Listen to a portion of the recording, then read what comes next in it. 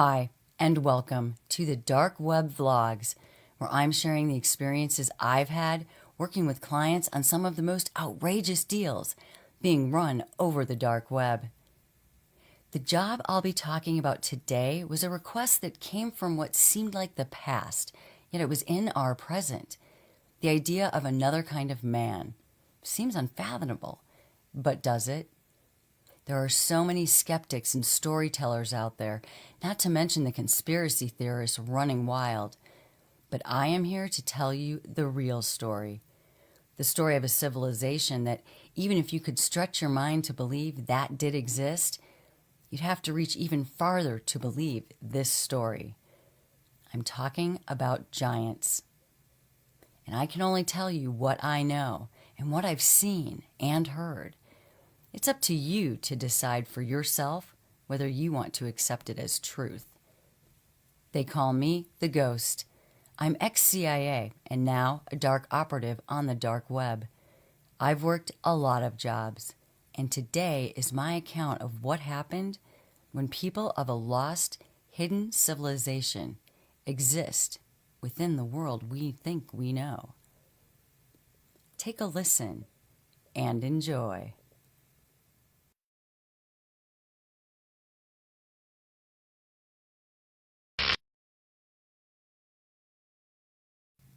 So I had just gotten off a job and I hadn't even gotten home yet when this request came in. It came from an archaeologist who stated that she found something that, quite simply put, could not be ignored. Why is she coming to me? She was quick to explain, very bluntly, that there was no one else. The police, that wouldn't work. The government, definitely not. There was no one else that could really do the right thing here. She discovered something amazing, and there could be no new discovery reported, no reporters, not on this. She wanted someone that could help her help someone else, a group of people actually. She found people like us, but not like us, a new people, an old people. People that maintained, and like all of us, have the will to live and the instinct to survive. And they have. Talking about a group of giants, and they know of others, and they needed to find them because they need to get out of where they are. I know a lot of you and a lot of people out there have asked and wanted to know about giants. You've emailed me, commented, and I've heard you, but this job was just so touching that I almost wanted to keep it to myself, keep it private. But when I started to really see what was out there about this subject, I didn't like what I saw. So I took this woman up on her request to meet with me. And that meant I was on my way to Nome, Alaska. Now, I don't know if you've been to Nome or Alaska, but I've been to Alaska a few times. But this trip was different. It felt different. The tone of this woman wasn't that of desperation or crazy greed like I get so often. In this request, she sounded sad. There's really no other word for it. So I get there, and this place doesn't have much. It's small. The locals are locals. They know that you're not a local. But this woman, who I'll call Hannah, asks me to meet her in her hotel room, of all places. And I do have Frankie with me, but he won't be in the meeting. I just wanted him there. First meetings are always just me. But he'll be posted outside of our hotel room. So I get there, and this hotel is smaller than I even expected. She opens the door. Didn't really seem like she loved the fact that Frankie was there, but that's just how it is. And I go in, and we sit down by the window at this little round table with 2 chairs. She thanks me for coming, tells me how I came recommended by a Smithsonian contact, and offers me coffee. And then she gets up and she starts pacing in front of her bed. She's nervous, but in an excited way. She tells me that while on a dig to explore this mound in Alaska, she found way more than she could have ever imagined. First, she discovered some giant bones, and we've heard this, or a lot of us have. She found an 8-foot skeleton when it was all put together. She said it was proportioned, and like all of us, just bigger. So this is all good. She did report what she found, and it will just add to the many reports out there on giant skulls and bones found across the country and the world. But then there was something else, something different. And she actually sent her crew home because she wanted to discover what it was. So picture this. There's this area, and it's summer right now. It's not snowing or anything. The sun's going down, but Hannah has her lights. It's a typical archaeological dig site.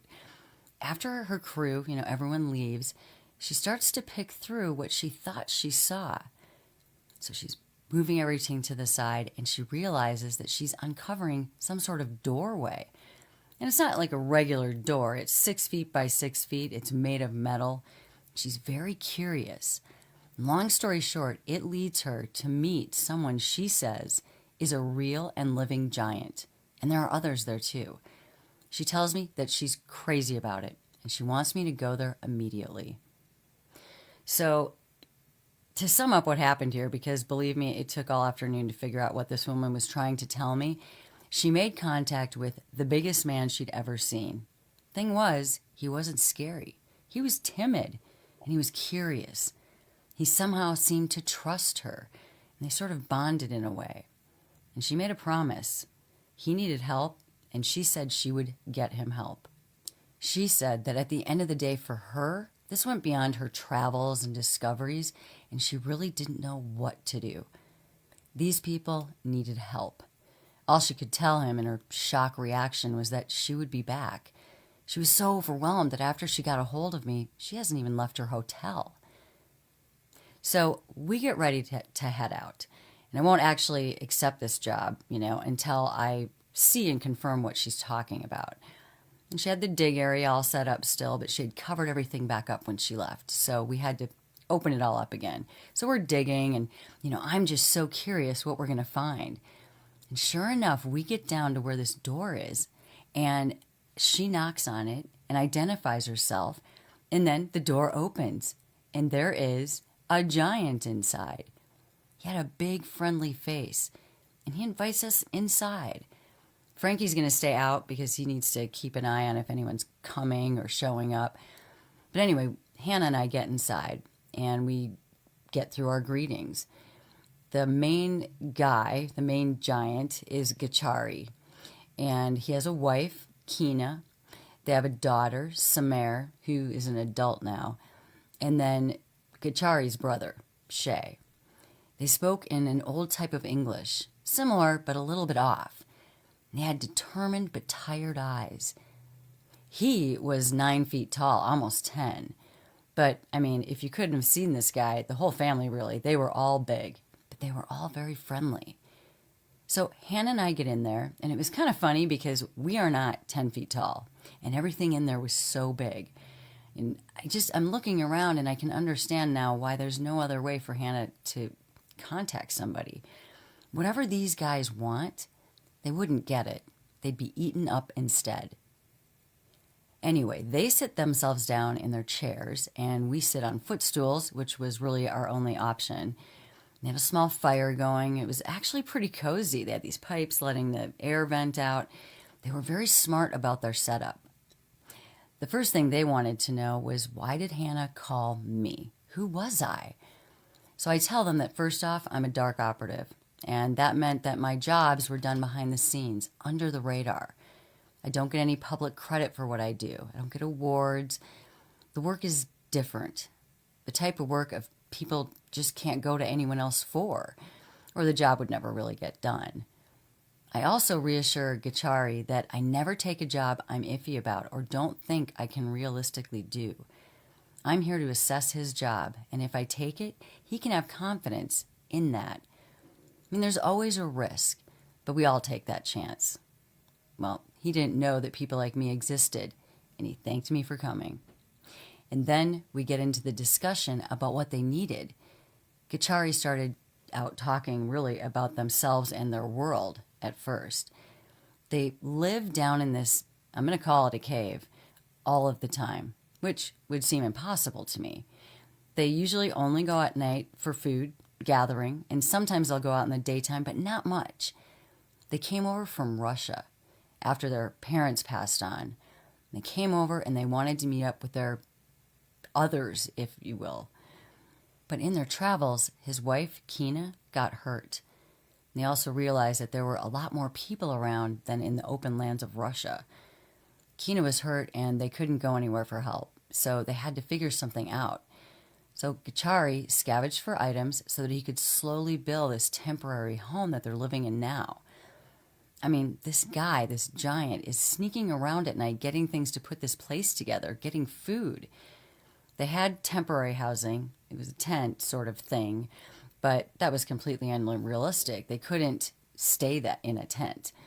Anyway, it took him almost a month to get it all completed. They moved in about a week, but they still had nothing. It took a while. Then he tells us that the skeleton that Hannah found was that of Kina's brother. He was with them as well, but he got sick on the travels, and during the time before they could complete the space they're in now, the sickness won, and he passed on. It was a pretty incredible story. I mean, I'm looking at these guys in their little underground cave. They look comfortable and they're settled, but staying here is not a realistic option. But there are too many people for them to get to the next town, not to mention all the way to the Grand Canyon, which is where they're looking to go. Apparently, some of the rumors that we've heard are true, because they're telling me there's an underground city there, and that's where their people are, and that's where they belonged. Gachari explained that their lives now are just survival. They're nothing more. They were happy to have each other, but they needed to get out.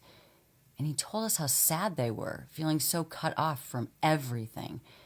And it's hard being them. That they were a part of this world too, but they had to hide. Even though they were different, they still wanted the same things. They wanted their friends and their family. So that was the request. Get Gachari and his family to the Grand Canyon.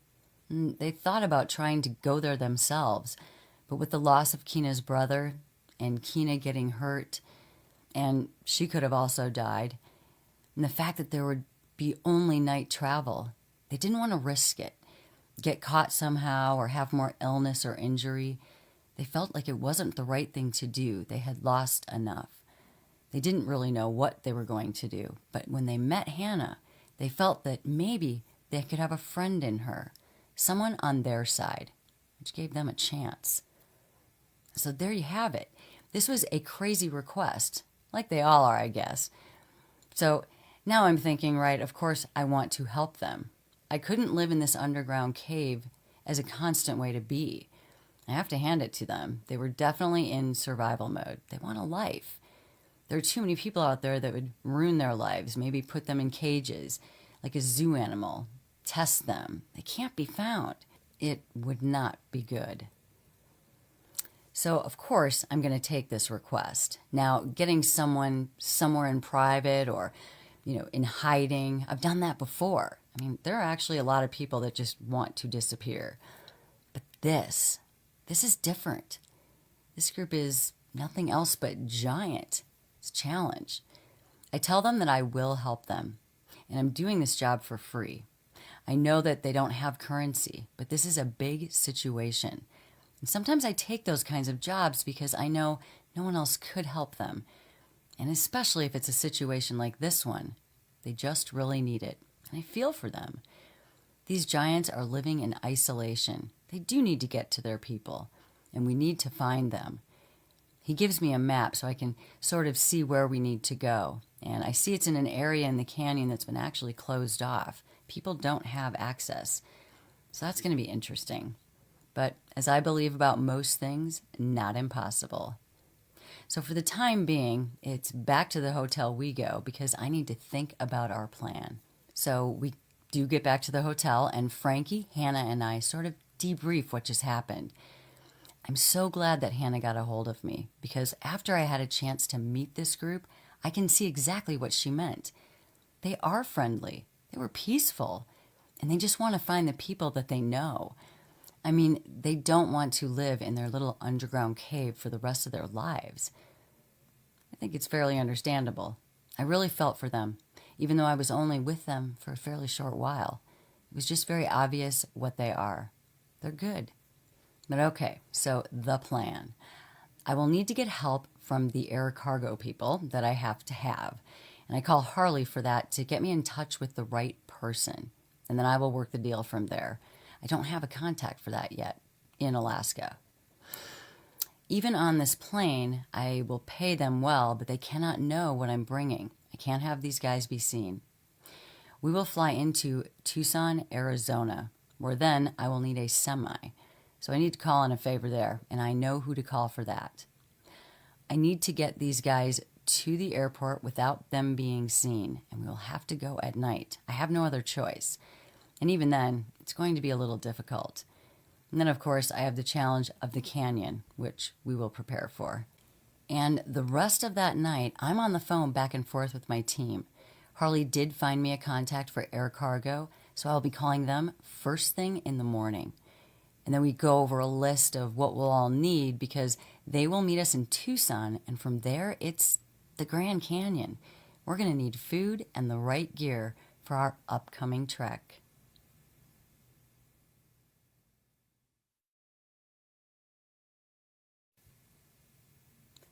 Okay, when I do get a hold of my air cargo contact, I work the deal in private, and this took a while.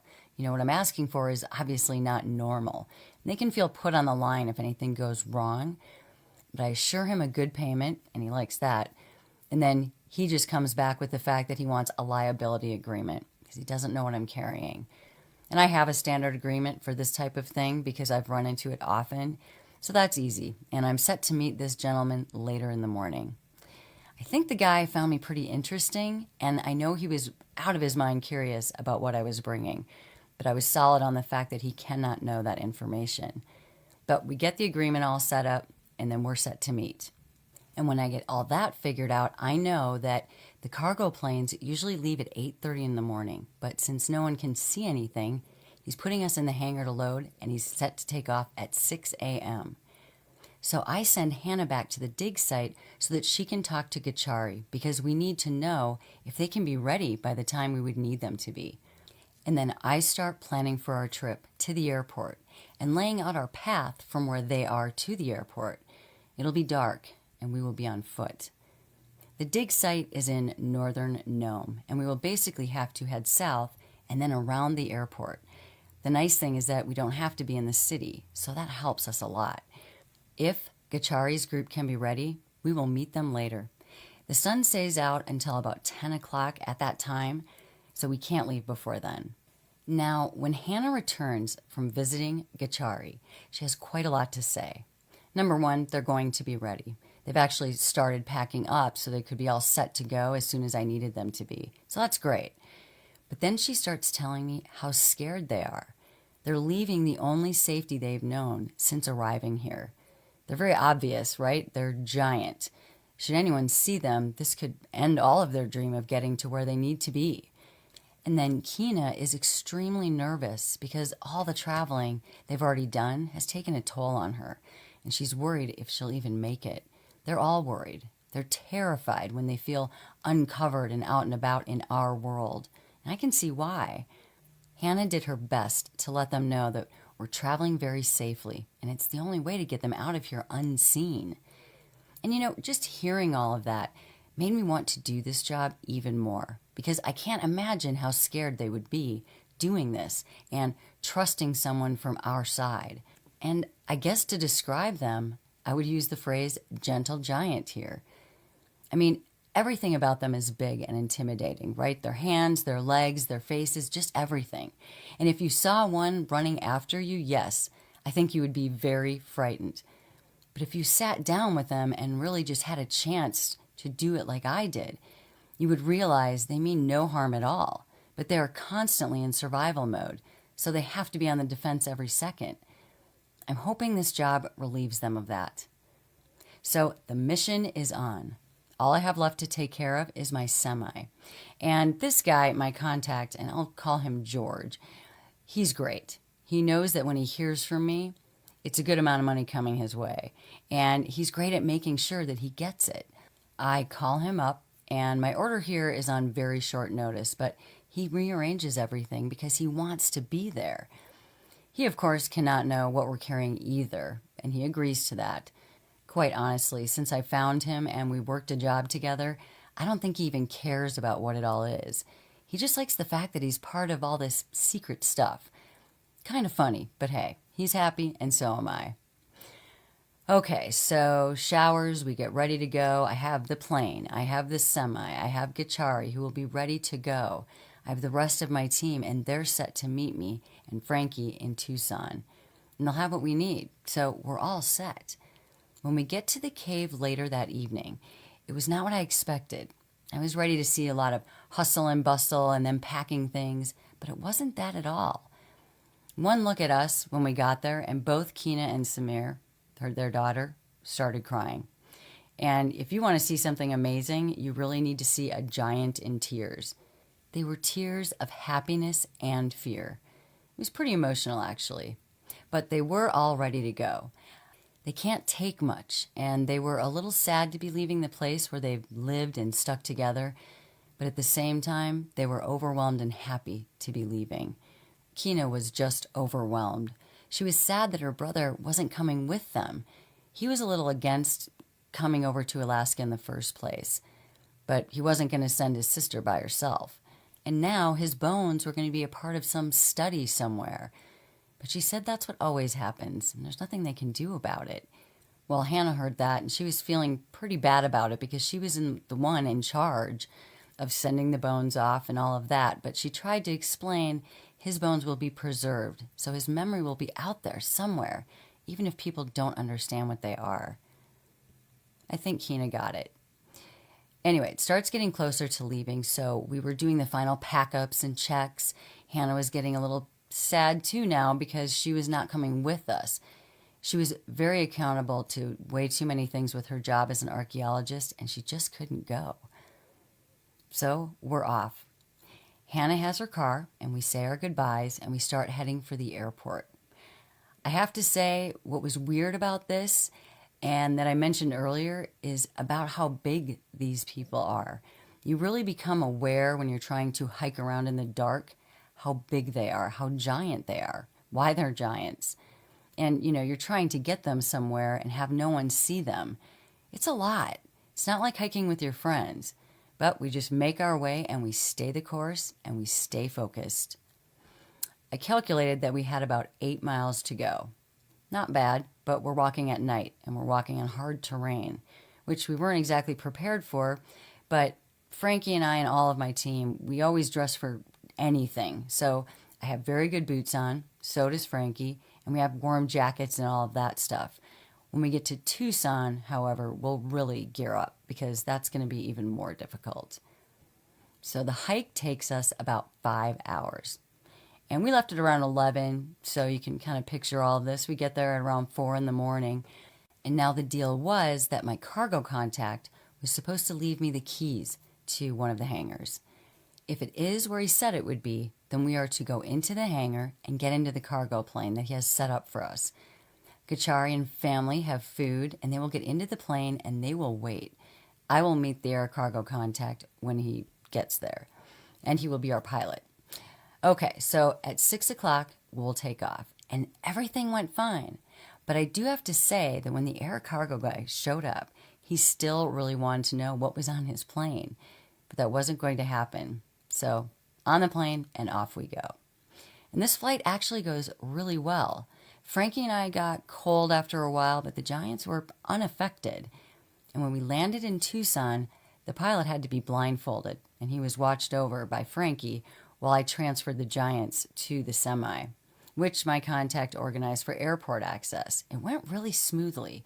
I don't know how he did it, but the great thing is also was that he positioned himself so the transfer of whatever it was I had would be hidden from his position. So what I mean is no one could see what we were bringing over.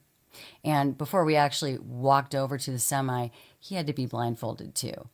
When we get in the semi, there was a great sigh of relief, just a sense of relief overall. We were getting closer, and Gachari and his family knew it. Kina and Samara weren't as upset anymore because they could see it was really happening. And then Gachari's brother, Shay, he was really quiet, but he was that way most of the time. Anyway, we have to go to the hotel where the rest of my team is because we need our stuff. And we get there, and Gachari and group have to wait in the semi, obviously. And we want to get to the Grand Canyon at 9 p.m. So we take the time we need, and we get there at 9 p.m. And just so you know, I took my whole team with me on this job for two reasons. One, this trek could be a little dangerous, so it's good that we have each other. And two, because this is just a really cool job, so I want everyone to be there and be a part of it. But okay, we get to our destination at 9 o'clock. George gets blindfolded again until the giants disappear into the darkness, and then we all go. We didn't go through any gates or anything like that. We just got close enough to hike in. So we get in, and Gachari starts leading the way. Says he's had this entrance into the canyon in his thoughts and dreams for years. And so, okay, we will follow him, and we hike for a while. We're going by the moonlight, but we also have our headlamps. And then we get there. We're all walking, and all of a sudden, Gachari stops. He holds up his hand, and we all wait. He's looking down into the canyon. Now, we brought climbing gear, and the giants said they can make it down just fine. So I'm very curious what he wants to do right now. So I'm waiting to see what he says. He tells me that we're not going all the way down, that there should be a cave in the dented rock, and we will go in through there, in and then down. And then he tells me we won't need our climbing gear. Now, that was a shock, so what is up with that, right? He tells me that they will carry us. And just think about that for a second. What would you say to that?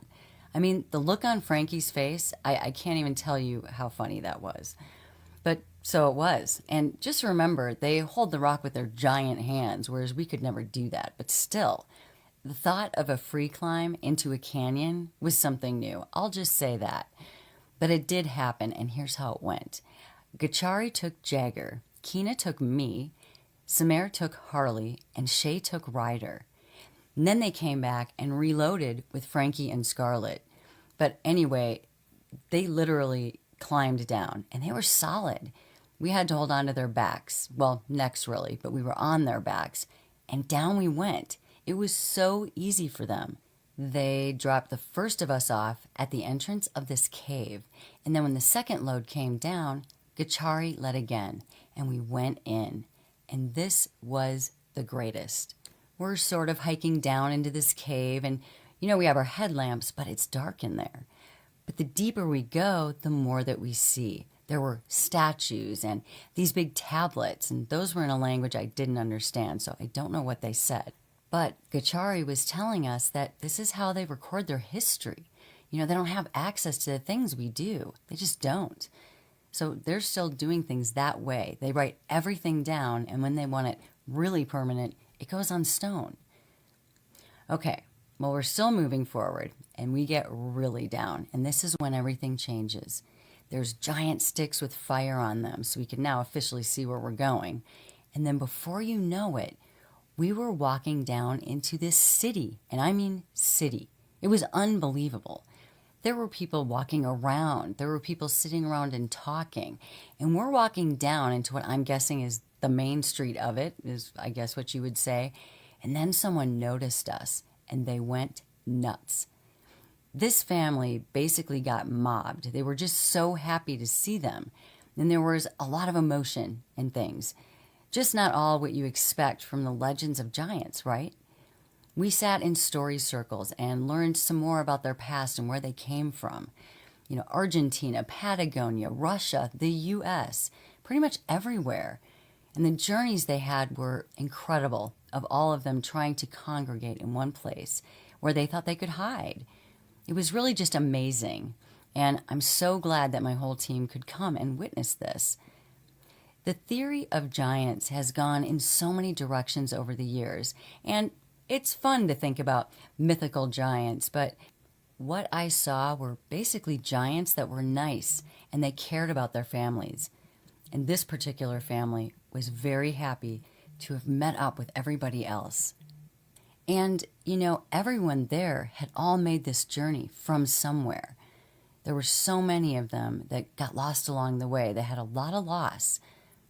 We basically stayed that whole night for a welcome home party. There was so much energy. It was an incredible thing to see.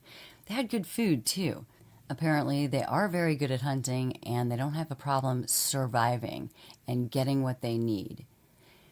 Okay, well, the next morning, and it was very early in the morning so that it was still dark outside, it's the goodbye time. Gachari gave each one of us a personal thank you. And these guys, they're hard to hug, so we did what we could. But when the goodbyes were done, they carried us back up to the top and we made our way out of the canyon. And let me tell you, we were all just in awe. It was an amazing experience. These are the jobs that really mean something to me and my team. Reminds me of why I do what I do. Some of my jobs are just completely bizarre, let's admit that. But at the end of the day, it's jobs like this that kept me and my team going. But anyway, we had to walk for a while. Frankie had a driver standing by, so he did give him a ring, and he eventually did show up to get us. And then we're on our way home. This was an amazing adventure. But then we're back, and it's on to the next one. I did get a hold of Hannah, though, one more time, just to let her know that it all worked out. It all went okay. I will likely not talk to her again, but I did want her to know that the mission was complete. She was the one that found them, and she did the right thing by calling in some help. And that was my job with the Giants. I really hope that you enjoyed this vlog about my adventure with them.